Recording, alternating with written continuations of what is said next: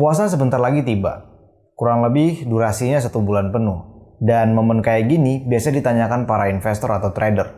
Apakah ada saham-saham yang berpotensi buat di hold dan cuan selama bulan Ramadan? Kalau emang ada, saham-saham apa aja yang layak buat di hold selama bulan Ramadan? Aku bakal bahas singkat semua itu di video kali ini. Maka dari itu tonton terus sampai habis. Halo teman-teman, kenalin aku Habibi. Mungkin kalian baru pertama kali di video ini aku ucapin selamat datang. Sebelum kita ke pembahasannya, sebentar kita iklan dulu. Sebelum lebih jauh, kalian boleh subscribe dulu video ini. Tapi kalau kalian masih ragu bermanfaat buat kalian boleh tonton dulu dan nanti di akhir boleh di subscribe.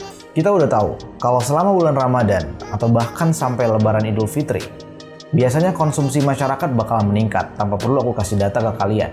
Di bulan puasa, biasanya masyarakat suka mengonsumsi makanan-makanan tertentu, misalnya produk ayam-ayaman, produk keju, produk yang manis-manis, atau bahkan menjelang Idul Fitri. Di Indonesia ada budaya baju baru, yaitu beli baju raya buat hari raya, walaupun aku nggak tahu sih esensinya apaan baju raya. Nah, di video kali ini gimana kalau misalnya kita ulik kenaikan atau penurunan saham-saham tadi? Di sini ada beberapa saham yang relate sama yang aku sebutin sebelumnya. Oke, mari kita langsung bahas ke videonya. Ya, sebelumnya disclaimer singkat dulu teman-teman, semua video ini untuk edukasi dan tentu jual beli saham tergantung dengan keputusan kalian. Sebelum kita lebih jauh tentang saham-saham yang relate selama Ramadan, kita harus tahu dulu kalau jadwal Ramadan 5 tahun belakangan ini seperti ini. Mulai dari tahun 2022 diprediksi itu tanggal 2 bulan 4 2022, dan di sini aku asumsikan untuk Ramadan itu 30 hari semuanya ya. Terus untuk 2021 dimulai tanggal 13 bulan 4 2021, tahun 2020 dimulai 24 bulan 4 2020, kemudian di tahun 2019 dimulai tanggal 6 bulan 5 2019, dan 2018 tanggal 17 bulan 5 2018. Di sini kita bisa main cepat aja ya, untuk perhitungan detailnya nanti kalian bisa buat sendiri, tapi kurang lebih kayak gini aku gambarkan skemanya. Untuk 2022 ya kurang lebih berarti di bulan 4. Di 2021 ya kurang lebih di bulan 4 juga. Kemudian di 2020 karena dimulai tanggal 24 bulan 4 dan sisanya lebih banyak harinya di bulan 5, makanya aku asumsikan ini di bulan 5. Kemudian di 2019 itu aku asumsikan tentu di bulan 5 karena dimulai tanggal 6 bulan 5, dan 2018 juga di bulan 5. Yang pertama, saham yang relate untuk Ramadan adalah saham poultry. Maksudnya adalah saham yang ayam-ayaman. Maksudnya kayak gimana? Aku langsung kasih contohnya, yaitu Java Confit. Nah, di sini banyak produk dari Java Confit, salah satunya adalah nugget-nuggetan. Kalian pasti kenal kan? So Good, yaitu adalah produk nugget dari perusahaan ini. PT Java Confit Indonesia ini adalah perusahaan makanan agri. Kegiatan intinya meliputi pembuatan pakan ternak, peternakan ayam, dan pengolahan unggas dan budidaya perikanan. PT Java Confit Indonesia Tbk didirikan pada tanggal 18 Januari 1971. Dan di sini aku menggunakan salah satu fitur, yaitu seasonality di Stockbit Sekuritas. Di sini kita bisa lihat bahwa yang aku kotakin warna ungu, di 2021 tadi kita menggunakan asumsi di bulan 4, 2020 kita menggunakan di bulan 4, dan 2019-2018 kita menggunakan di bulan 5. Kalau misalnya warna hijau, berarti saham ini gain atau naik selama di bulan itu. Kalau misalnya merah, berarti saham ini loss atau turun selama di bulan itu. Kita bisa lihat bahwa saham Java Confit ini itu 3 kali naik, 1 kali turun. Berarti nggak selama bulan Ramadan saham ini selalu naik. Nggak selamanya. Ada 1 kali penurunan, yaitu di 2019, dan 3 kali kenaikan di sisanya. Melalui cara ini, berarti untuk Java Confit kita memiliki hipotesa bahwa nggak 100% naik selama bulan Ramadan.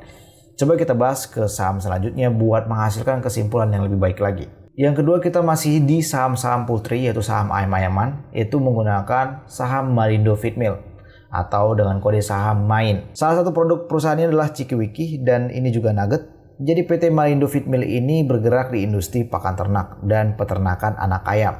Perusahaan mulai beroperasi sejak komersialnya itu pada tahun 1998. Induk perusahaan dari perseroan ini adalah Leong Hub International SDM BHD, yaitu perusahaan yang didirikan di Malaysia. Untuk metodenya kita menggunakan metode yang sama seperti Java Confit tadi, dan kalian bisa lihat langsung di kotak yang aku unguin. Di sini 2 kali hijau, 2 kali merah. Berarti 50% dan 50% untuk probability-nya. Di sini bisa dilihat pada tahun 2021, 2020 hijau, kemudian di 2019 dan 2018 itu merah untuk Malindo Feedmill. Aku juga mau tambahin, kenapa sih konsumsi masyarakat selama bulan Ramadan atau bahkan Lebaran itu naik daripada bulan-bulan biasanya? Salah satu penyebabnya adalah karena banyaknya para pegawai itu mendapatkan THR atau tunjangan hari raya. dan itu biasanya kurang lebih 1 kali bulan gaji. Otomatis dengan kenaikan tambahan income seperti itu, ya otomatis masyarakat bakalan lebih spend money-nya. Sekarang kita beralih ke saham makanan dan minuman. Saham ini kenapa aku masukkan ke sini karena ya masih relate juga. Otomatis ketika bulan Ramadan kita cenderung banyak konsumsi hal-hal baru, makanan-makanan, minuman baru, karena juga ada nafsu ya selama pas buka puasa, malamnya pinginnya makan terus. Dan masih adalah produk-produk dari makanan minuman yang relate. Itu munculnya sangat-sangat meningkat itu pada saat di bulan Ramadan. Contoh saham yang aku gunakan di sini adalah ICBP atau Indofood CBP Sukses Makmur. Kalian bisa lihat review perusahaannya dari segi fundamental dan teknikal di video aku di atas sini. Nanti kalian bisa tonton setelah video ini. Produknya beberapa di antara adalah Citato, Kitela, dan yang paling terkenal tentu adalah Indomie. Ya mungkin kita pas buka atau malam gitu ya setelah buka puasa, kayaknya pingin buat makan lain, salah satunya adalah Indomie. Kita masih menggunakan metode yang sama dan kalian bisa lihat langsung ke kotak yang warna ungu. Kurang lebih sama kayak main tadi, yaitu perusahaan poultry tadi, itu 2 kali merah dan 2 kali hijau. Merahnya itu 2021 dan 2020, hijaunya itu di 2019 dan 2018. Berarti untuk perusahaan ICBP ini probability-nya sama kayak main tadi, yaitu 50%. Nggak ada yang menarik selama bulan Ramadan untuk saham ini. Kemudian kita beralih masih di sektor yang sama yaitu makanan dan minuman, kita ke Mayora. Produk perusahaan ini kalian pasti kenal, jadi aku nggak perlu jelasin perusahaan apa.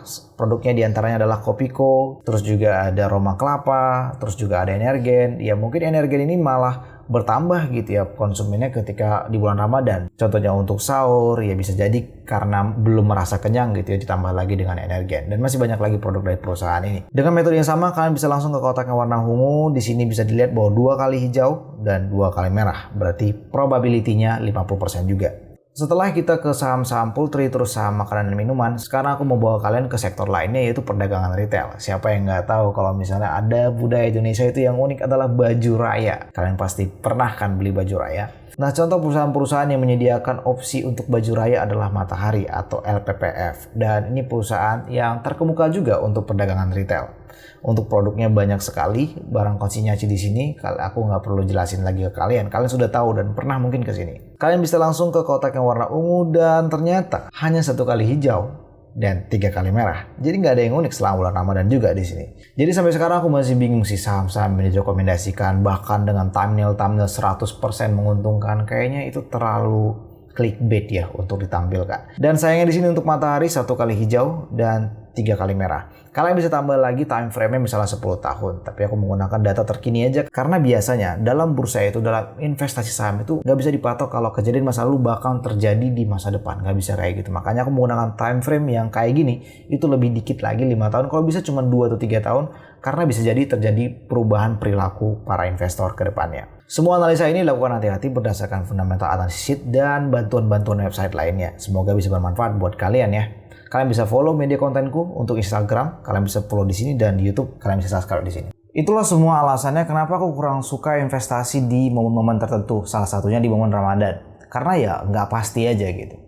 Memang selama investasi kita nggak ada imbal hasil yang pasti, tapi setidaknya kita bisa meminimalisir resiko dengan mendapatkan keuntungan sebesar-besarnya. Karena mau lebaran berarti beli saham yang bakal naik pas lebaran. Karena mau Natal berarti ya kita beli saham yang relate sama Natalan.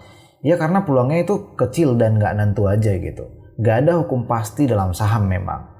Ini ilmu persepsi aja sih. Kalau semua orang masih percaya kalau Rals bakal naik sahamnya pas lebaran, ya udah sahamnya bakal naik.